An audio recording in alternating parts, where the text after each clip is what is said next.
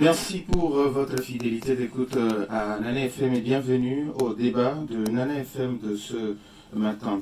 56 commissions électorales locales indépendantes vient d'être créées par décret gouvernemental. La mise en place de ces organes décentralisés interviennent dans le cadre des préparatifs des consultations électorales, notamment les régionales et les législatives prévues pour cette année 2023. Nous parlons des préparatifs de ces élections avec le président Djelitama, président du nouvel engagement togolais. Président, bonjour. Bonjour. Merci d'avoir accepté notre invitation. C'est toujours un plaisir pour moi d'être avec vous sur ce plateau. Les auditeurs, vous avez donc la possibilité sur nos deux numéros, 91 09 71 71 ou le 96 61 58 58 avec Élisée Gabadovi à la mise en langue. Je suis Norbert Djouhaji. Bienvenue sur la plus belle dame de Lomé. Une fois encore, merci pour votre fidélité d'écoute. Alors, président, initiative Patrou, don de table banc à des établissements scolaires. Quel bilan vous dressez de l'année 2022? Nous avons, vous savez, l'année 2022 était plutôt une année plutôt calme sur le plan politique en dehors du CPC, que j'ai eu l'honneur de diriger d'ailleurs pour la première édition.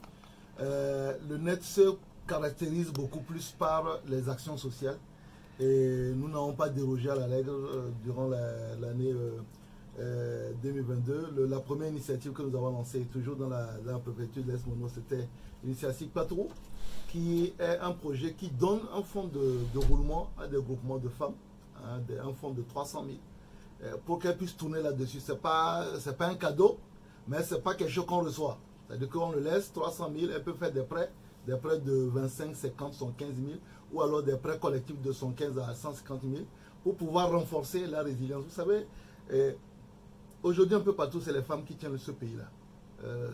C'est les femmes qui nourrissent les foyers, c'est les femmes qui nous envoient à l'école. Je ne veux pas dire que nous les hommes on ne fait pas le travail, mais un homme peut refuser la paternité de son enfant, ce qu'une femme ne peut pas faire. Donc l'objectif c'est vraiment de renforcer la résilience de ces personnes. Et donc voilà, on en est actuellement à 7 groupements, donc si vous multipliez 300 par 7, vous voyez ce que ça donne. Ensuite, nous avons, vous l'avez présenté tout à l'heure, renforcer les capacités d'accueil des établissements. Aujourd'hui, pour dire la vérité, l'État n'arrive pas à faire face. Je suis un opposant. J'aurais pu, peut-être comme d'autres personnes, crier que ouais, ils ne font rien. Mais moi, quand j'ai dit ils ne font rien, j'essaie de faire ma part. Donc, nous avons donné des tables bancs à 5 établissements, à raison tantôt 20 bancs, tantôt 30 bancs, pour augmenter leur capacité. Parce que, en fait, dans ce domaine-là, les besoins sont immenses. Mais tout ce que nous avons pu faire, au moins, c'est par rapport à ça. Nous avons aussi, vous savez, aujourd'hui, le football est quelque chose de très important pour nos jeunes. Nous avons fait d'abord des campagnes de distribution de ballons sur l'ensemble des 7 cantons de la préfecture, fois 2 équipes par canton. Et puis nous avons organisé un grand tournoi avant la rentrée de septembre pour non seulement mobiliser les jeunes, mais célébrer les valeurs du sport, les valeurs de tolérance, les valeurs d'acceptation de soi, les valeurs de paix. Donc nous l'avons fait dans l'ensemble des 7 cantons. Et puis nous continuerons, bien entendu, en début de cette année, à faire 2 actions. On va continuer avec tout, on va continuer avec ce qui nous a entre-temps incité ou bien cité à comparaître entre guillemets les lampadaires. Nous allons continuer à installer les lampadaires, on va en installer dans les 7 cantons. Donc voilà, dans la mesure de nos moyens, de nos petits moyens, nous continuerons à aider en tant que député, même s'il faut que je précise, ce n'est pas le travail du député. Le travail du député, c'est de voter des lois et contrôler l'action du gouvernement. Mais ceux qui peuvent le faire et qui ont la volonté de le faire, ils le font. Ceux qui ne le font pas, on n'a pas à leur jeter la pierre. Alors, aujourd'hui, quand nous prenons l'initiative, est-ce que vous êtes satisfait? Est-ce qu'il y a une sorte de satisfaction par rapport à la façon dont la chose est gérée? Parce que ce n'est pas vous-même qui la gérez. Oui, non, en fait, ce qu'on a fait, c'est qu'on a associé les communes. Même si ces communes-là sont majoritairement dirigées par l'UDIR, on a associé les communes pour qu'il y ait un meilleur suivi. Là, ça fait quasiment 6 mois qu'on a lancé. On fera un audit au bout d'une année. Mais pour les échos que j'en ai, les femmes, vous savez, les femmes savent utiliser l'argent. C'est pas comme nous, on prend pour aller boire la bière ou bien pour aller prendre de nouvelles femmes. Les femmes, quand vous donnez l'argent à une femme, ben, elles savent le fructifier.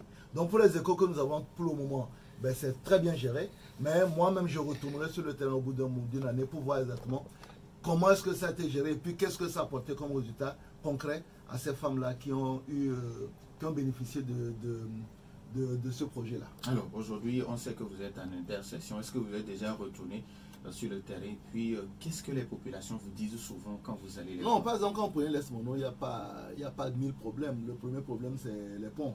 Dès qu'il commence, là, par exemple, ça va, on peut circuler. Mais dès qu'il commence à pleuvoir, il y a au moins 3 ou 4 ponts qui sont inaccessibles. Donc les gens, parfois, quand il y a une grosse crue, se retrouvent bloqués, piégés de l'autre côté, et parfois pour de très longues durées. Donc il y a le pont, il y a l'état des routes. C'est vrai qu'il y a eu quelques efforts qui ont été faits, par exemple sur l'axe Est Mono ou Étant, mais il y a encore énormément à faire. Et puis, il y a le problème de la santé, parce qu'aujourd'hui, l'Est Mono, je ne sais pas pourquoi, mais c'est l'une des préfectures qui subit le plus les morsures de serpent. Et quand vous avez une morsure de serpent, en fonction du type de venin, ben, vous pouvez mourir. Par exemple, quand c'est un venin qui s'attaque au cerveau, ben, vous mourrez rapidement, quoi. Donc, ça, pour le moment, on n'a pas encore suffisamment. On a encore trop de mortalité due à ces cas-là. Et puis, vous savez, le problème qui occupe l'ensemble des jeunes Togolais, c'est l'emploi.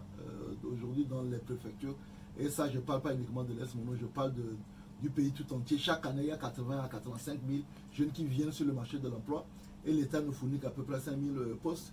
Et donc, du coup, tout le reste pour les 80 000 postes d'emploi, ben, il n'y a rien. Et aujourd'hui, on sait que le secteur privé est encore très embryonnaire. Il ne représente que 10% des activités économiques. Donc, c'est très difficile. Alors, quelles sont vos perspectives, surtout au niveau du net, pour l'année 2023? Non, mais bon, comme vous le savez, il y a 2 élections en 2023. Il y a les élections régionales qu'on n'a jamais faites. Et il y a les élections législatives. C'est fou quand on pense qu'on a déjà fait 5 ans, quoi. Bon, voilà. Mais bon, moi j'ai plutôt l'impression que ça fait 6 ans que je suis là. Parce que quand vous faites beaucoup de choses, vous ne voyez pas le temps. Vous voyez le temps passer beaucoup plus rapidement que quand vous faites rien. Quand vous faites rien, vous avez l'impression que ça va vite. Moi, j'ai l'impression que ça fait 6 ou 7 ans que je suis là. Donc on a les élections régionales qui sont très importantes. Je profite vraiment de votre plateau pour expliquer aux gens pourquoi les élections régionales sont importantes. Aujourd'hui, nous avons 2 niveaux de décentralisation. La commune, il y avait autrefois la préfecture, on a sauté et on l'a mis au niveau des régions. Donc tout ce qui échappe au contrôle de la commune, les lycées, les CHR, tout ça est du ressort de la région. Donc dès que quelque chose dépasse la commune, ben, si la région n'existe pas, ben, personne ne s'en occupe. C'est le premier élément. Le deuxième élément, c'est que nous avons choisi au Togo de faire du bicaméralisme. C'est-à-dire que les élections législatives, une chambre haute qui est le Sénat et une chambre basse qui est l'Assemblée nationale. Donc si nous ne faisons pas les élections régionales, nous n'aurons pas les élus locaux suffisants pour mettre en place le Sénat. Or, on a besoin de mettre en place le Sénat pour compléter la Cour constitutionnelle qui est aujourd'hui de 7 au lieu de 9. Donc si nous voulons avoir des institutions qui fonctionnent, et si nous voulons avoir une région qui est un levier du développement local, ben, il faut faire ces élections régionales. Donc on les fera, nous nous préparons pour participer à ces élections régionales. Et puis après, nous-mêmes, on remet nos mandats en jeu. Et notre objectif, nous l'avons toujours dit, hein, c'est atteindre minimum 10 députés pour les élections législatives. Donc nous nous mettons en ordre de marche pour pouvoir atteindre cet objectif-là. J'ai dit minimum, mais si on peut trouver 30, même on prend. Alors aujourd'hui, quand vous dites 10 députés, et pour les régionales, est-ce que vous... Pour les régionales, honnêtement, à partir du moment où personne ne connaît, c'est-à-dire que là, on va vraiment à l'aventure. Donc nous espérons aujourd'hui, par rapport, non, puisque au fait, on a quasiment des régions, c'est-à-dire que les élections ne sont pas dans les préfectures, et après ça se retrouve au niveau des régions. Nous, on va, vous savez, lors des élections locales dernières, on était sorti quand même 4e parti politique en termes de nombre de conseils municipaux. Pour le moment, je vais plutôt dire qu'on préfère rester, qu'on fera tout pour rester dans cette fourchette-là, de 4e force politique du pays par rapport aux élections régionales. Hier, il y a un auditeur qui me demandait pourquoi jusqu'à aujourd'hui aucun opposant ne parle de révision de liste électorale. Parce que c'est à un moment quand le gouvernement va faire l'annonce que il faut... Maintenant, vous ne voyez pas que c'est le moment de sensibiliser la masse. On n'ouvre pas les portes qui sont déjà ouvertes. On a fait le CNAP et le CNAP a arrêté que pour les élections régionales, on ne fait pas de révision, mais on fait un recensement électoral. Ben, pourquoi on va parler d'une chose qui est déjà actée?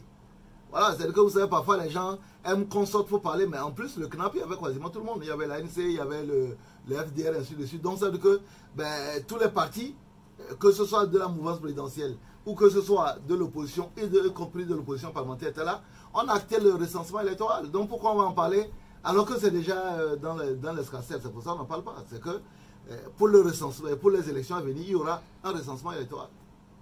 Tout simplement, donc on n'a pas besoin d'en parler, c'est déjà acté. Alors, Président, il y a un auditeur qui me demande, vous avez fait le bilan de votre parti politique, mais vous êtes également député. Maintenant, au niveau de l'Assemblée nationale, qu'est-ce qui a été fait? Au niveau de l'Assemblée nationale, on a continué ce qu'on a fait depuis plusieurs années, c'est-à-dire que voter des lois, je précise toujours qu'on a voté 36 lois cette année, non, 46 lois cette année, et sur les 46 lois, on en a au moins une vingtaine qui passent par nous, notre commission, la commission des lois. Et je peux dire que systématiquement, chaque loi qui arrive, aucune loi n'est jamais arrivée, elle est ressortie telle qu'elle. Donc en règle générale, quand un texte arrive, parce que parfois les gens ne connaissent pas les procédures parlementaires, quand un texte arrive et qu'en commission vous arrivez à obtenir du gouvernement des amendements, vous n'avez plus aucun intérêt à le rejeter. Et je peux vous dire qu'aujourd'hui quand même, en ce qui me concerne, que le gouvernement fait toujours preuve de souplesse, mais en commission, pas en plénière. En plénière c'est compliqué. Donc c'est en commission, puisque vous faites le travail parlementaire, vous faites la commission, le gouvernement va étudier, vous adopter. Donc c'est en ce moment-là qu'on fait des amendements. Donc on a continué à le faire. Nous avons deux propositions de loi qui sont sur le plateau, qui ne sont pas toujours avancées. La proposition de loi concernant le bail à usage domestique, on est toujours là-dessus. Et puis la commission, la proposition de loi concernant les agents immobiliers. Voilà. Et puis nous allons continuer à faire les interpellations. Mais cette année, on en a fait moins pour une raison très simple. On s'est rendu compte de cette interpellation. Vous envoyez votre lettre, on vous répond.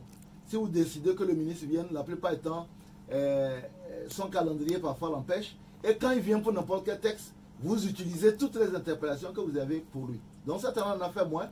Mais on fait beaucoup plus une sorte de lobbying direct. C'est-à-dire que quand il y a un problème, on préfère appeler le ministre, aller le voir, lui exposer le problème.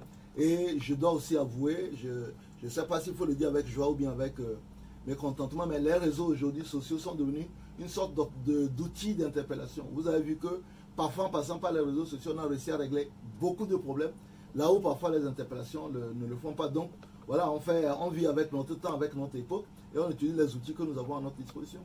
91 09 71 71 ou le 96 61 58 58, les auditeurs maintenant la possibilité sur ces deux numéros après la courte pause. Nous avons un premier auditeur en ligne, Nana FM. Allô? Allô? Oui, bonjour Pélé. Comment allez-vous? Oui, allez-y, on vous écoute. Bonjour monsieur Pélé, bonne année. Merci beaucoup. Concernant les élections, comme vous le savez, j'ai suivi des concertations. C'est pour cela que le Togo est né avec le dialogue. Et aujourd'hui, vous êtes à la Sénat pour bien société pour régler la crise, bien pour parler des élections. Même jusqu'aujourd'hui, on parle des élections régionales, le Togo n'a jamais connu une élection régionale. Et aucun membre du gouvernement même ne dit même pas que c'est une élection régionale. Ça, c'est le devoir du gouvernement aussi au moins. Pour qu'on nous dise comment on va aller à cette élection régionale. Vous-même, vous ne savez pas et vous n'arrivez même pas à parler à vos militants. Maintenant, sur le terrain, il y a deux élections dans cette année. Est-ce qu'on va aller à ces élections-là on va écouter ou bien on ne sait même pas. Mais quand le pouvoir est là comme ça et divise la population, est-ce que c'est normal? Monsieur Gustama, vous êtes là à l'Assemblée, vous êtes un élu du peuple. Il faut aider la population.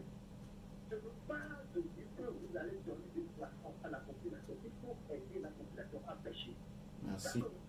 Merci. Merci à vous aussi. Nous avons notre auditeur en ligne. Nana FM, allô?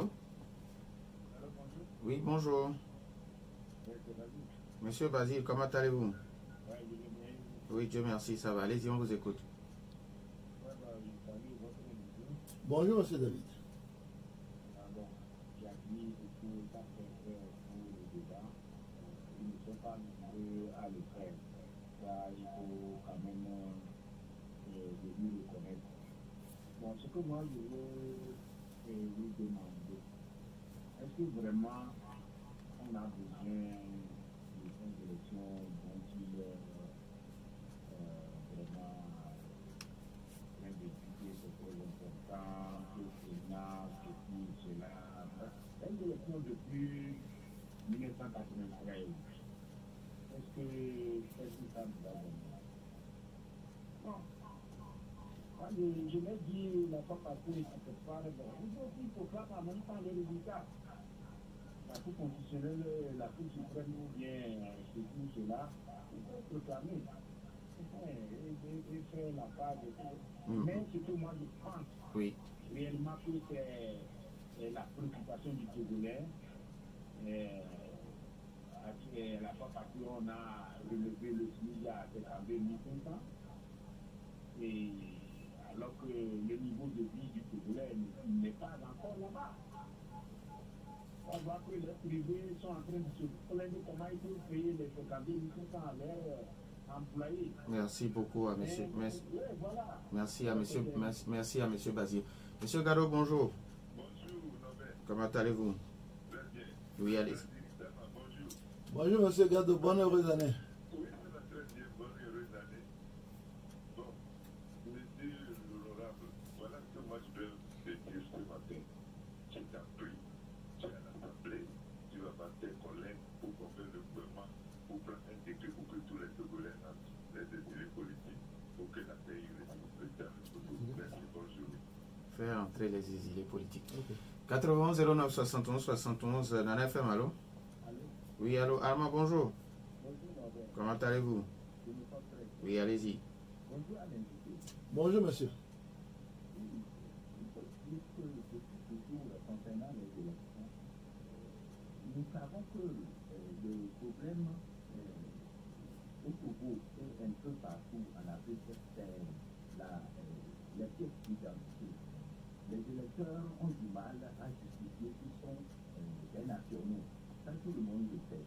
Mais pourquoi, depuis tout ce temps, surtout au moment de la campagne vote, pourquoi l'opposition n'initie pas un grand nombre de campagnes pour apporter aux gens des pièces qui puissent les permettre d'avoir artistes nationales. C'est tout ce que nous savons que c'est là où vraiment il y a des tiraillements. Merci à vous aussi. Nana FM, allô? Allô? Oui, bonjour, monsieur Kokou. Bonjour, monsieur Lambert. Comment allez-vous? Ça va. Oui, allez-y. Je salue notre invité. Monsieur Kokou, bonjour et bonne heureuse année. Un peu réciproque. Ok. Je voudrais poser une petite question. Oui, allez-y. La fois dernière, j'avais posé ça à un député, il m'a pas répondu, il m'a renvoyé au test du budget. Je voudrais demander à notre invité que le budget qu'ils ont coté pour le Togo cette année, quel est le taux de pourcentage qu'ils ont consacré au domaine de la santé? C'est-à-dire qu'à un moment, le ministère a recommandé 10% et les chefs d'État eux-mêmes ont dit qu'ils vont faire 15%. Est-ce qu'eux, ils ont voté pour cette année? Secondo, il a fait le bilan de son parti tout de suite. Il a reconnu qu'il a fait quelque chose qui n'est pas de leur prérogative en tant que député. Il en a fait quelques actions sociales.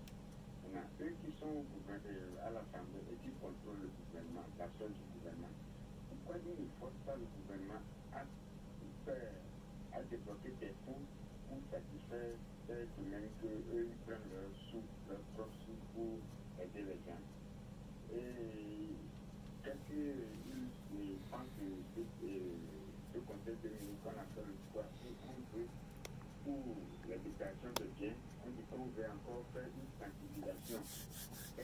Où est-ce qu'on va trouver l'argent pour faire la sensibilisation? Est-ce que la sensibilisation là est aussi opportune? Merci à monsieur Kokou. Nana FM, allô? Madame ici, bonjour. Oui. Le budget qu'il faut pour créer un camp militaire est celui de la création d'un chiffre, un chiffre.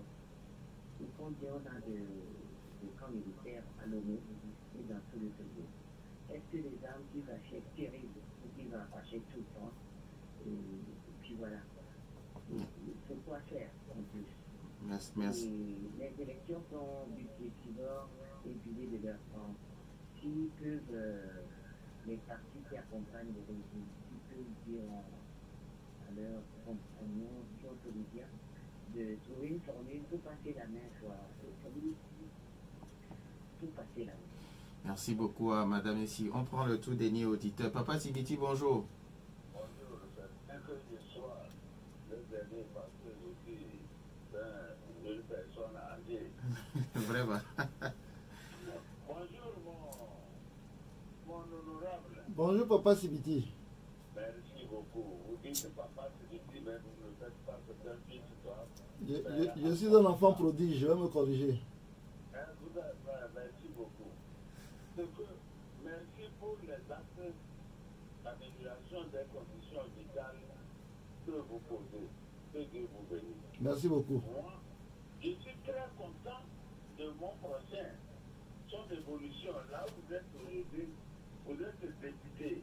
Je suis content de vous, bien que je ne vous connaisse pas, parce que les autres, c'est des gens très intelligents, là où les institutions du lycée, c'est là où ils vont. L'écologie, les cagnolements, les marines, tout ça. Pourquoi nous vous avons élus? Nous vous appelons, vous ne répondez pas. C'est ça que je voudrais vous dire. Le président de la République, les ministres, les colonels, les généraux, les députés, les maires, les commissaires. Mais vous êtes là pour résoudre nos problèmes. On ne vous appelle pas pour nous donner de l'argent. Prenez le coup de pute. Peut-être celui qui est en train de vous dire, il a des problèmes. Votre député, venez me sauver. On vous appelle, vous ne prenez pas. Ça, c'est pas bon. Pourquoi de la tête au bas, au plus bas, quelqu'un qui a une responsabilité, il ne réagit pas. Pourquoi vous le faites? Merci. C'est ça pour sauver les gens. Merci. Par exemple, un imam, un pasteur, le maire, surtout. On les appelle, ils se tiennent. Le ministre dit, nous sommes à la réunion. Le ministre de la Société, nous sommes à la réunion, je vous l'appelle après. Nous disons merci beaucoup à Papa Sibiti, merci. Alors, honorable, vous avez écouté les uns et les autres.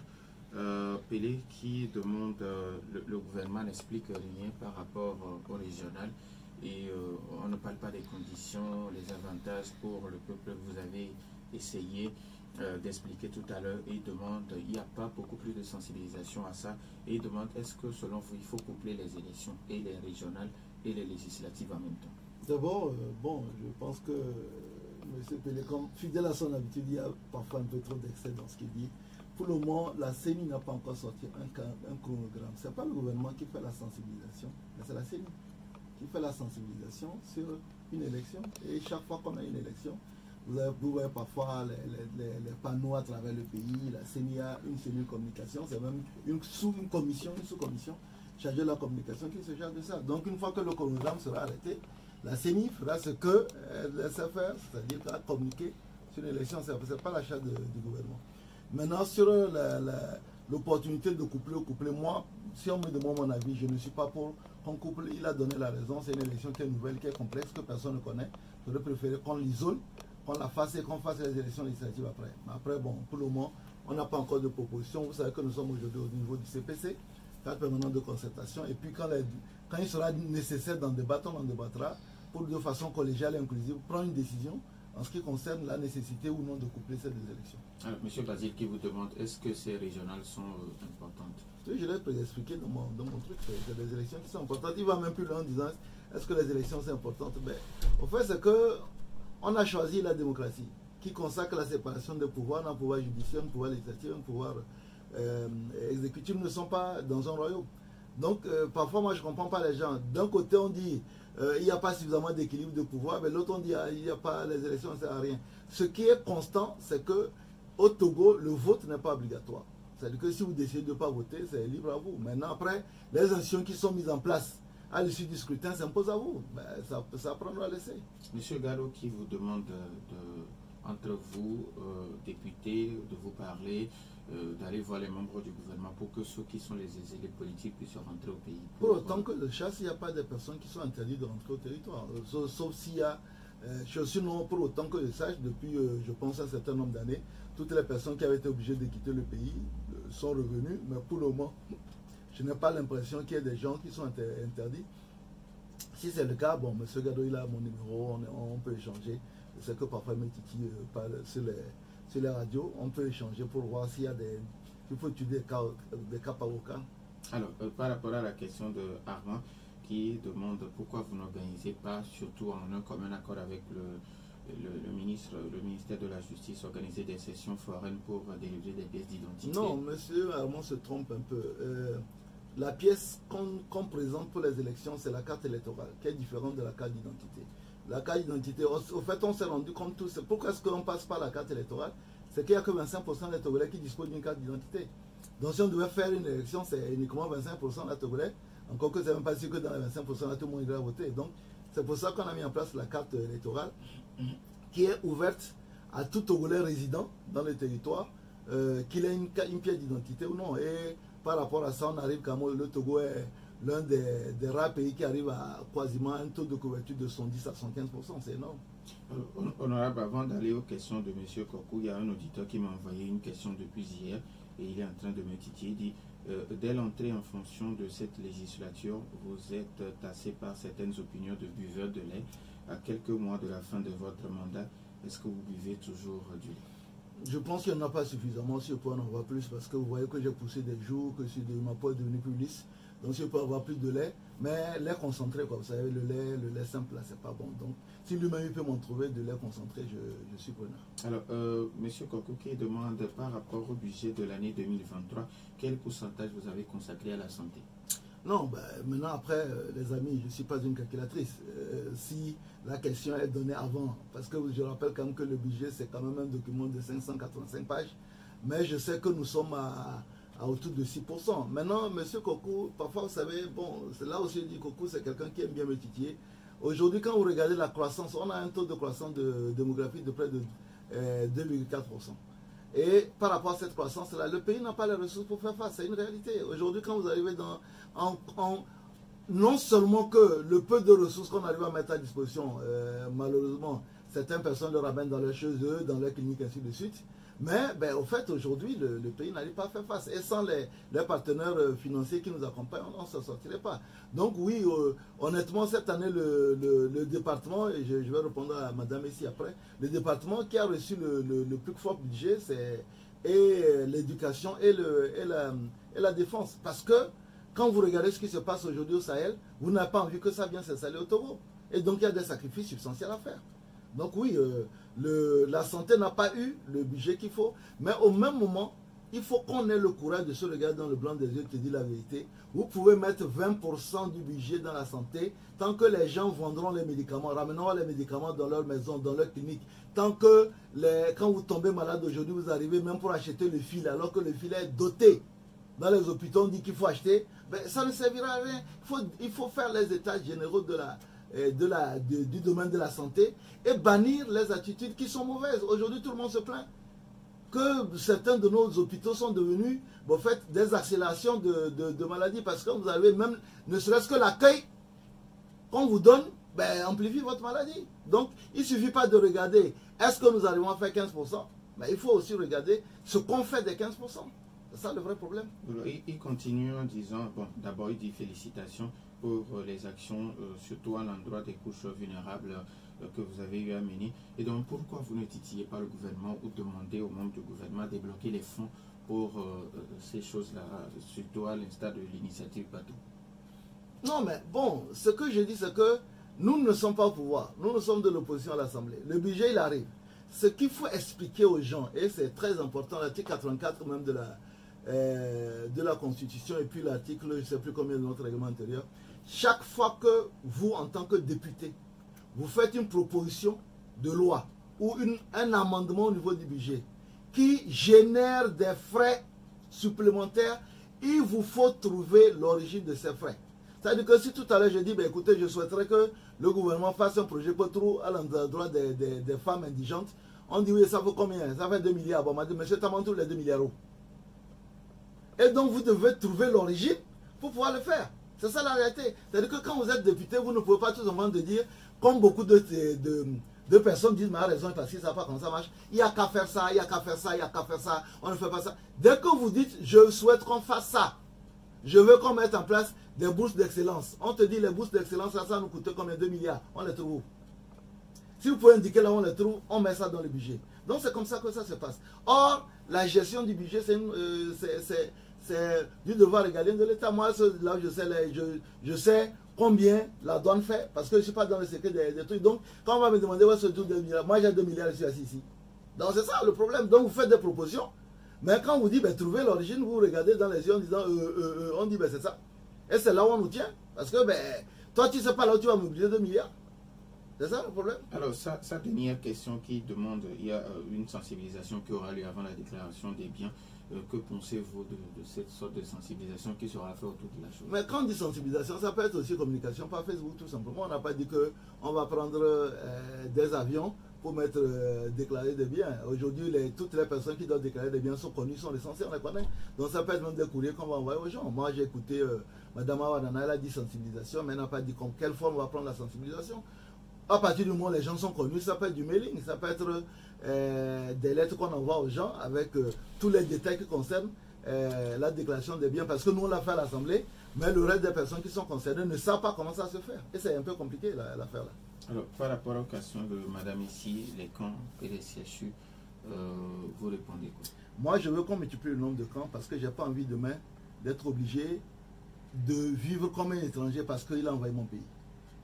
Honnêtement, madame, ici, vous savez très bien que j'ai beaucoup d'affection pour vous, mais par les temps qui courent, on ne peut pas transiger et comparer ce qu'il faut faire pour notre sécurité, éviter que les gens nous envahissent, éviter que nous soyons demain obligés de cacher nos enfants, quitter notre pays, parce qu'il y a des barbares qui viennent nous imposer leur mode de vie. Donc, si pendant cette période, on peut multiplier le nombre de camps, qu'on les multiplie, et que nos braves militaires qui se sacrifient, qui meurent, qui se sacrifient au péril de leur vie, qu'on puisse comprendre qu'ils se sacrifient pour nous. C'est parce qu'il y a des gens qui sont dans la région des savanes, qui meurent au quotidien. Aujourd'hui, on ne parle même plus de morts parce qu'on s'est rendu compte que les rebelles se gargarisent de ces morts-là. Mais je préfère qu'on multiplie le nombre de camps sur la région septentrionale pour que nous tous, on puisse continuer à aller acheter notre ablo, notre maïs, notre caviar pour ceux qui mangent caviar. Donc, en ce qui concerne ce qui se passe dans la sous-région, ce qui se passe dans notre région septentrionale, pour moi, s'il faut multiplier les camps, il faut les multiplier pour notre sécurité à tous. Après, quand la sécurité reviendra, ben on mettra la priorité pour le reste. Mais j'aimerais rappeler aussi que le budget du gouvernement a toujours été équilibré. Je ne le dis pas parce que je les accompagne, parce que j'ai entendu dire, mais bon, c'est de son fait, les partis qui accompagnent, bon, si ça fait lui faire plaisir, tant mieux. Mais un budget tient compte de tous les secteurs, et donc le secteur de l'éducation, le secteur de la santé, le secteur de la santé même de la femme, ainsi de suite. Tous ces secteurs ont des budgets, mais je reconnais que cette année, le budget de la défense monte à 10%. Et moi, je trouvais même que ce n'est pas suffisant, parce que sans la paix, sans la sécurité, on ne peut rien faire.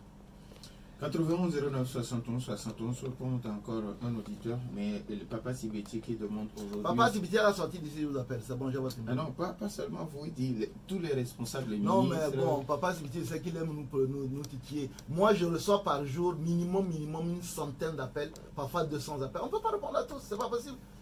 Dès que les gens connaissent votre numéro, vous savez, il y a des gens qui vous appellent pour dire, c'est pour savoir si vous êtes bien réveillé. Mais honnêtement, vous avez autre chose à faire, sinon passez, vous devenez le standard d'une banque. Vous passez toute la journée à répondre. Moi, je reçois 500 messages sur les réseaux sociaux. Comment il fait pour répondre à tout ça? C'est pas possible. Dès que vous faites l'erreur de mettre public votre numéro, les gens vous appellent que vous avez bien dormi. Mais honnêtement, s'il n'y a pas bien dormi, je décroche. Pourquoi? 91 09 71 71 ou le 96 61 58 58. Nos auditeurs ont toujours la possibilité de nous appeler sur ces deux numéros. Alors aujourd'hui, honorable, parce qu'il ne nous reste pas assez de temps, si vous avez un message peut-être à l'endroit des populations par rapport à ces temps qui courent. Vous avez parlé de sécurité, il y a également les élections. Non, moi j'ai un message à l'endroit plutôt des jeunes. Vous savez, aujourd'hui j'écoute les jeunes, ils sont beaucoup pessimistes. Je crois que même si la situation est difficile, les jeunes ils ne peuvent plus reculer. Ils ont déjà là, ils ont 22 ans, 23 ans. Aujourd'hui, les technologies numériques, tout ça là, nous offre énormément de possibilités. Internet est un grand formateur, grand pourvoyeur d'emplois. Je dis souvent aux jeunes ne vous contentez pas du côté jouissif et de l'aspect amusement des réseaux sociaux. Aujourd'hui, vous voyez sur TikTok, des gens qui viennent sur TikTok, rien que pour s'amuser, des femmes pour trémousser leur derrière. Je pense qu'il y a un meilleur usage à faire de ces Internet est une bibliothèque assez ouverte et qu'on peut trouver énormément de boulot dans ces métiers. La fonction publique, elle est plus ou moins saturée. La dernière fois, on a besoin de 3 000 personnes. Il y a eu près de 70 000 personnes. Donc, ne baissez pas les bras. Aujourd'hui, les sciences numériques sont ce qui vous permet parfois de vous réaliser à très peu de frais parce que c'est des services, ce n'est pas du produit.